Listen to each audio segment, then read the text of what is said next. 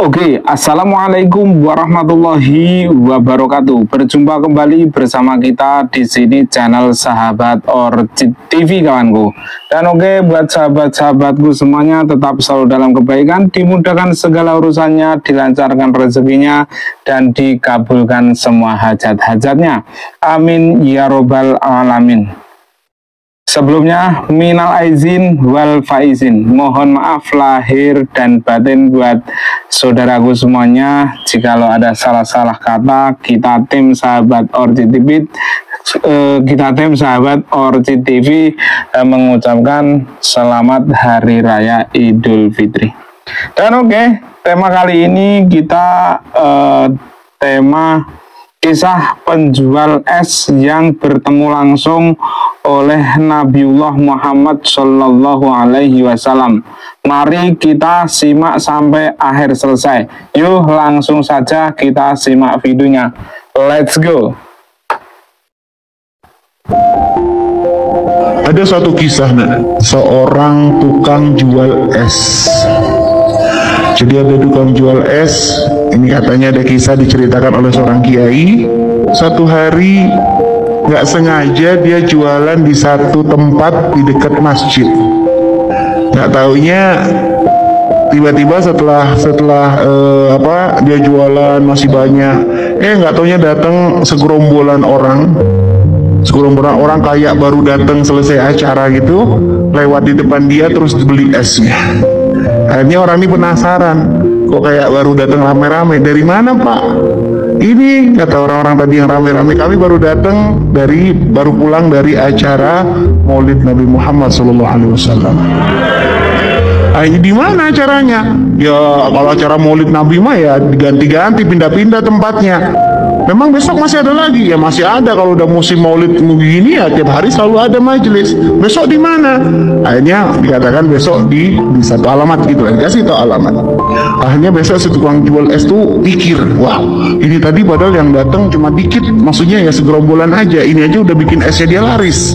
Berarti kalau dia jualan es di tempat yang di situ mengadakan majelis Maulid Nabi, mungkin esnya bisa cepat laris. Akhirnya pergi dia, cari dia besok alamat yang dituju. Bener, di situ ternyata ada acara Maulid Nabi yang hadir banyak. Nah, subhanallah, dia jualan di situ, esnya ludes dalam waktu singkat banget.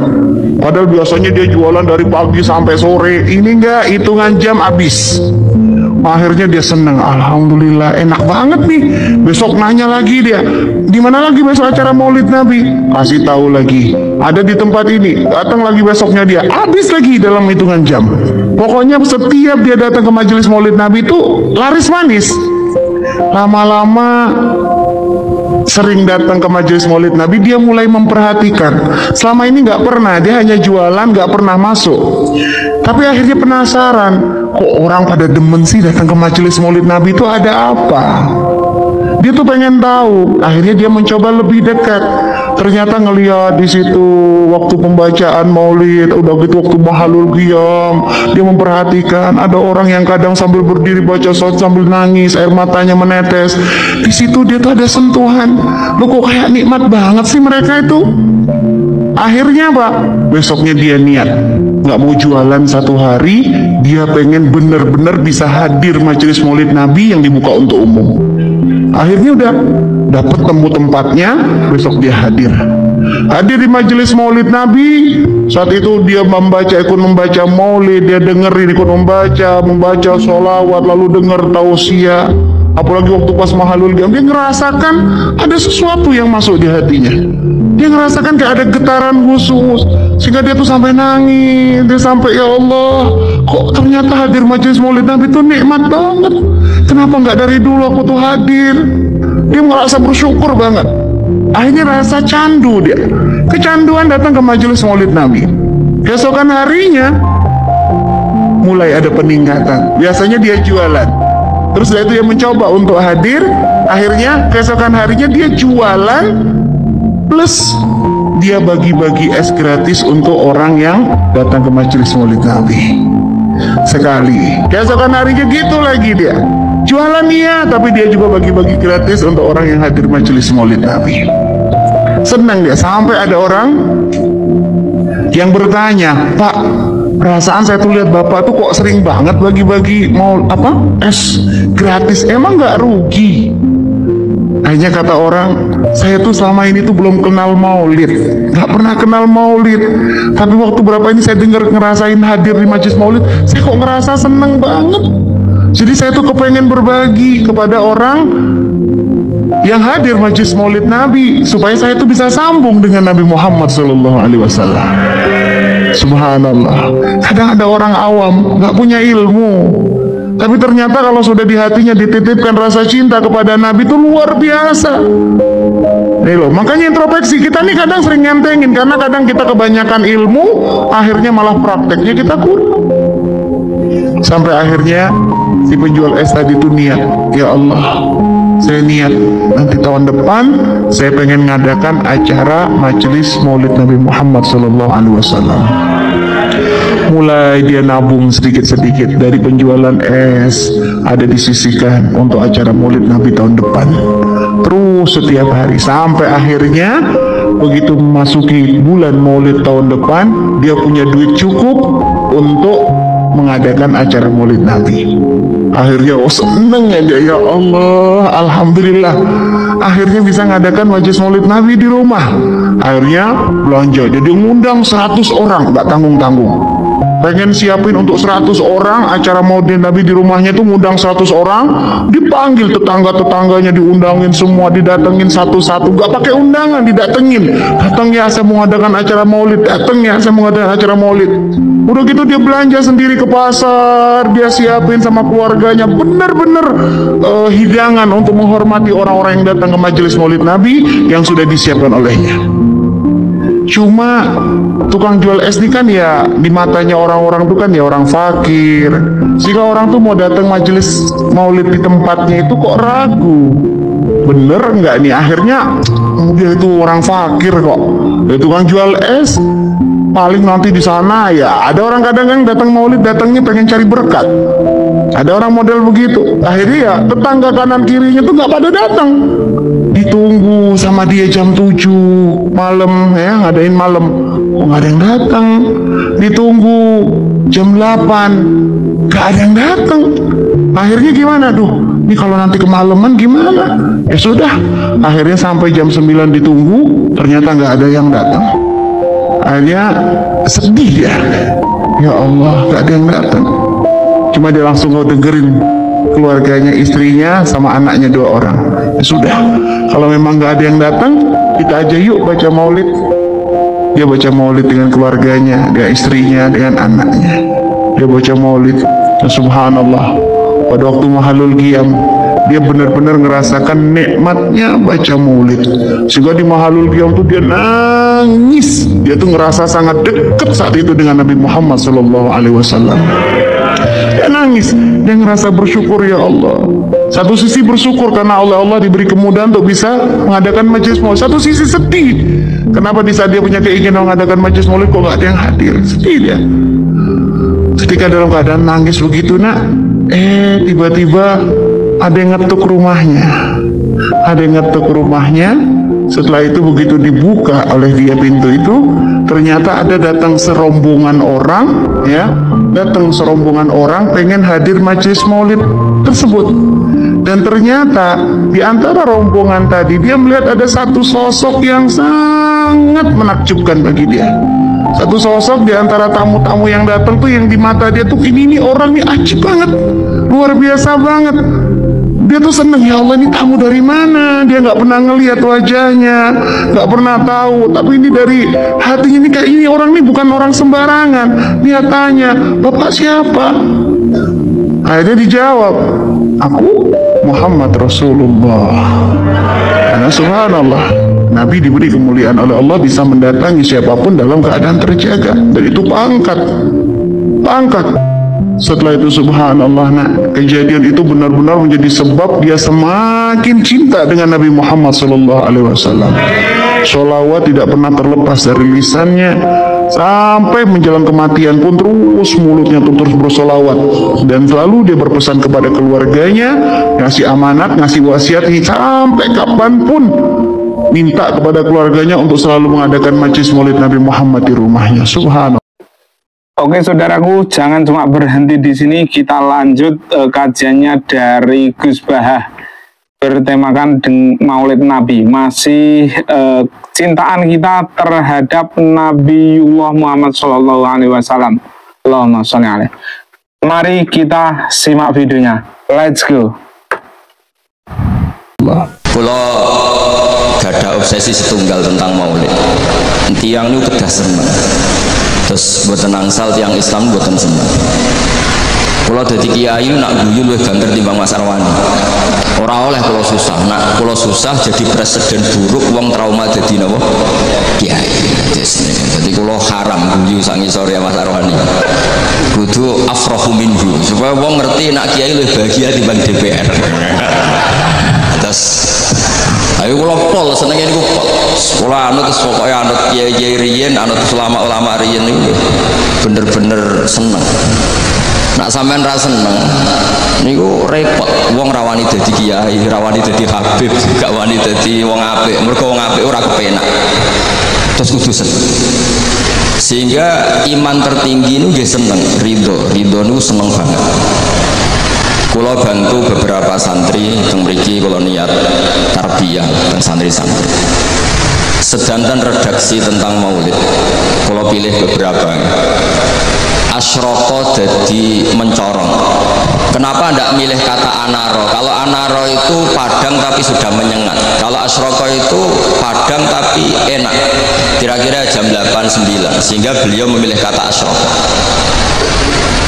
Dulu Syekh Abdurrahman Ad-Dibaghi milih kata asyraqal badru alaina karena al-badru itu simbol kesempurnaan.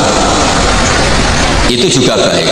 Tapi Sayyid Ali milih al-kaunu karena yang harus senang dengan kelahiran Rasulullah SAW itu semuanya, bukan sekedar rembulan. Itu pilihan-pilihan kata berdasar isyq, berdasar dzauq. Yang al-badru karena mewakili kesempurnaan, simbolnya adalah Lailatul Badri. Al-kaunu mewakili hakikat bahwa hadal kaunu kulluh yafrah bi Rasulullah SAW. Kalau kemarin disuruh sama Gus Yasin Putra Bambun untuk ngisi maulid di dalam beliau. Saya menerangkan bahwa orang itu harus senang. Kata Sayyid Muhammad SAW, faman angkarol maulida faqila lahu, misalnya lima datafrahu bi maulidin nabi, apa bisa menjawab? Misalnya kita punya anak, saya beri contoh, punya anak keriting, wireng, gendut, raine kok bapaknya lah kira-kira gitu. Iku wae diakekoi seneng kelahiran anak, padahal prospeknya agak jelas. Sok ben nakal ta ora kok bapaknya ora jelas, kowe seneng. Lho iki lahirnya Nabi diseneng-senengno kok dieskali. Artinya ya, maulidu hadan Nabi ini jelas al-maktubah membawa sa'adatut daren, pasti membawa sa'adatut daren. Loh, wong seneng kok disoal, itu pakai logika apa? Anak kita yang lahir gak jelas masa depannya aja kita seneng. Kira-kira ngoten logika mau. Sebab itu redaksi seneng itu ekstrim tentang beberapa teks. Sehingga diredaksikan fatrobu ya halal masani. Toroban itu seneng yang agak kaul, agak berlebihan. Sebetulnya di kamus tuh ya agak joget maknanya toroban. Tapi kalau tak maknanya gitu, masa kiai-kiai joget kan ribet ya. Tapi toroban itu seneng yang sudah tidak terkendali. Jadi toroban itu al-faroh yang melahirkan gerakan tubuh, itu torob. Makanya di situ tidak dikatakan fafrohu tapi fatrobu. Jadi seneng yang sampai melahirkan gerakan tubuh. Ya halal masani. Terus fahazarul yumni gharrat, mongko tai peparing sing serba barokah. Yumnun ini maknanya kanan. Orang Arab dalam balaghatul Arab, kanan itu simbol kebenaran, simbol keberkahan. Sehingga ketika kebenaran disebut ashabul yamin, ketika salah disebut ashabus shimal. Jadi itu ibarat yang luar biasa. Fahazarul yumni, apa yang dilakukan Nabi itu semuanya berkah. Termasuk ketika Nabi milih amal yang mafdul, yang tidak afdol. Misalnya semua orang itu tawaf itu musyatan, semuanya berjalan. Teorinya al-ajru bi qadri ta'ab. Tapi Nabi itu enggak, Nabi justru tawafa raqiban. Nabi tawaf itu secara berkendara. Dan itu menjadi berkah bagi kita, karena yang tawaf pakai kursi roda karena uzur itu menjadi punya referensi, karena Nabi tawaf rokiban. Andai kan Nabi saat itu ikut masyian, maka kita bingung cari referensi bagaimana ketika kita tawaf harus berkendara. Sehingga Nabi pilihannya mafdul saja menjadi fadil, fadil menjadi afdul, semuanya berkah. Bahkan saya pernah bikin statement, andai kan Nabi Isa sholat khusyuk dengan Rasulullah SAW makan biasa, itu kualitasnya itu bagus Nabi makan. Kenapa? Nabi Muhammad jadi Nabi itu setelah Nabi Isa karena baiknya, saking baiknya dituhankan. Jika Nabi untuk melawan nafyur rububiyah an Muhammadin SAW dan memaklumatkan bahwa innama huwa abduhu wa rasuluh, itu kalau makan diperlihatkan. Nabi itu kalau dahar kadang di depan rumah dan tidak pati-pati priayi gitu. Yakulu kama yakulul abdu. Dan itu sengaja. Sehingga ada orang fasikoh liwat, ahadalladzi yas'umu annahu nabiyyun yakulu kama yakulul abdu. Ini tahu orang yang klaim jadi nabi. Cara makannya kok enggak priayi, kayak makannya abdun. Si perempuan tadi maknanya abdun itu budak. Tapi Nabi santai saja ngendikan ayu abdin a'badu minhu. Ya memang saya budak terbaik. Muridan bidzalika annahu abduhu wa rasuluh. Itu kata para ahli tafsir, dikatakan gerakan seperti ini penting bagi seorang Rasulullah Muhammad SAW yang beliau jadi nabi setelah kecelakaan Isa dituhankan karena terlalu khusyuk. Nah, kalau bagian riwayat yang bagian gak khusyuk ini karena jadi yang khusyuk ge monggo, yang gak khusyuk kados kula ge monggo, itu ada referensinya lah. Sehingga Allah kadang muji Nabi itu sederhana. Nabi itu siapa? Orang yang makan. Ini bagi pengkaji tauhid dan tahu sejarah, makan itu penting sekali. Karena hanya dengan cara itu orang nggak akan diduga sebagai Tuhan. Nah, di sini ketika Allah muji Nabi Isa, mal masih ibnu Maryam illa rasul qad khalas min qabli rusul wa ummuhu siddiqah kana yakulani ta'am. Coba kalau Anda jadi orang alim, misalnya ketua MUI atau ketua NU, terus dipuji kiai ini tukang makan, itu pasti tersinggung. Boyo dipuji tukang qiyamul lail tadalail kan keren, ini dipuji hanya sekedar makan. Seorang rasul dan beberapa rasul bahkan kadang Quran mujinya hanya gitu, wa ma arsalna qablaka minal mursalin illa innahum la yaquluna ta'ama wa yamshuna fil aswaq. Tapi makan di sini beda dengan makan kita. Kalau makan kita kan kepengen wareg, kepengen gendut, kepengen kuat apa. Makanya Nabi itu beda dengan kualitas, yaitu nafyur rububiyah dal al-i'lam bi annahu abdullah wa rasul. Jadi Nabi gerakannya itu sholatnya ya ibadah, makannya ibadah, goyonya ya ibadah, gojlokannya juga ibadah, diamnya juga ibadah. Itu disebut fahazarul yumni gharat. Gharat itu maknanya juga nyanyi. Gharat itu rengeng-rengeng nyanyi. Jadi kalau suwun mas, pokoknya sing seneng tenanan, sing seneng banget. Walana busyra napa bisadin mustamirin laisa yanfat haitsu utina atau an jama'al fakhral mu'abbad. Jadi walana lan iku berhak kedhi kita al busyra te seneng. Seneng bisadin kelan kebahagiaan sifate sadin mustamirin kang abadi. Laisa kang ora ana apa sadu iku yanfadu ilang apa sadu. Haitsu utina atau an jama'al fakhral mu'abbad. Jadi ketika muji Allah ya gitu. Fali rabbi kullu hamdin jalla yakhsurul idhabana bi wujudi Mustafal Hadi Muhammad. Ada yang meredaksikan Sa'da Abdun Kotamalla Wanjala Andul Hazinu. Ada yang meredaksikan Bushrolana Ninal Munazaral Ana Wafal. Jadi kalau mau lihat kok susah itu gak boleh. Apalagi tarian terus wong susah itu gak boleh. Tapi nak berkata enak juga gak boleh karena harus seneng gitu. Jadi ini undang ini tadi tak gosok hari ini. Saya ini keluarga sini, Mbah Basah akhirnya di sini diundang jadi ngirit mungkin tidak tahu saya. Tapi bagus. Saya juga gak harap-harap ini kan. Malah saya dosa ini kalau. Tapi saya ini cerita yang penting itu senang. Senang ini penting. Saya sering didhawuhi bapak saya ini teman akrabnya ya keluarga sini ya, teman akrabnya bapaknya Mas Arwani. Bapak kula nu nek ana wong ngaji nangis iku ngritik. Kata beliau itu wong ning omah sutange akeh mimpir BKB digadekno pas ngaji ditangis pisan jare. Ngaji kudu seneng kata beliau. Teori beliau itu sederhana. Orang sampai maksiat itu karena cari kesenangan. Sehingga kalau taat itu tidak pengganti kesenangan maksiat, maka akan taatnya akan tertandingi dan terkalahkan. Itu teori maksudnya, sampai anu tuh monggo ora ya kok banget maksudnya. Sehingga orang ibadah itu harus senang. Itu coba nazuman yang sering dinasidkan Habib Syekh itu. Laula kaya zinatal wujudi ma toba aisi wala wujudi wala taron namtu fi sholati. Andaikan tidak dengan ajaranmu ya Rasulullah, kita ma toba aisi, hidup kita itu tidak nyaman dan eksistensi kita juga agak jelas. Coba andaikan tanpa Rasulullah Shallallahu Alaihi Wasallam, kita minum mengatakan ini segar, habis makan bilang ini wareg, ini sate enak. Itu al kuffar yaquluna dzalik, wal munafiq wal fusaq yaquluna dzalik. Bedanya apa coba? Ini barokahnya tarbiyati Rasulullah Shallallahu Alaihi Wasallam. Naqulu linataqawwa alal ibadah wa nashrab linataqawwa alal ibadah. Beda sekali. Makanya Imam Ghazali kalau ngeritik itu, kalau kamu bangga bikuatil jima, kata Imam Ghazali kalau cerita, ayam lebih kuat ketimbang Anda. 1 detik, 2 detik sudah berani lagi kan. Kalau Anda bangga dengan aksratul akli, al jamus aqwa minka. Kalau bangga dengan kekuatan fisik, banteng lebih kuat timbang kue kan. Terus cerita-cerita afdolul basar, afdoliyatul basar adalah ibadahnya. Sehingga Nabi ngendikan, ya sudah, nikmatnya orang mukmin itu apa? Qiyamul lail, syarafu apa? Istighra'uhu anin nas. Nah, ini tarbiyah menjadi kita bahagia. Jadi ini harus dilatih. Wala taron nam tu fi sholati. Bahasanya itu lan ora rengeng-rengeng ingsun fi sholati. Jadi sebenarnya kalau sholat itu ya disunatkan agak-agak nyanyi. Tapi jangan nyanyi kayak Habib Ahmad nanti. Nanti kalau nyanyi gitu ya batal sholatnya karena ya, terus rebangan. Tapi harus ada tarunumnya, harus ada nyamannya, menikmati.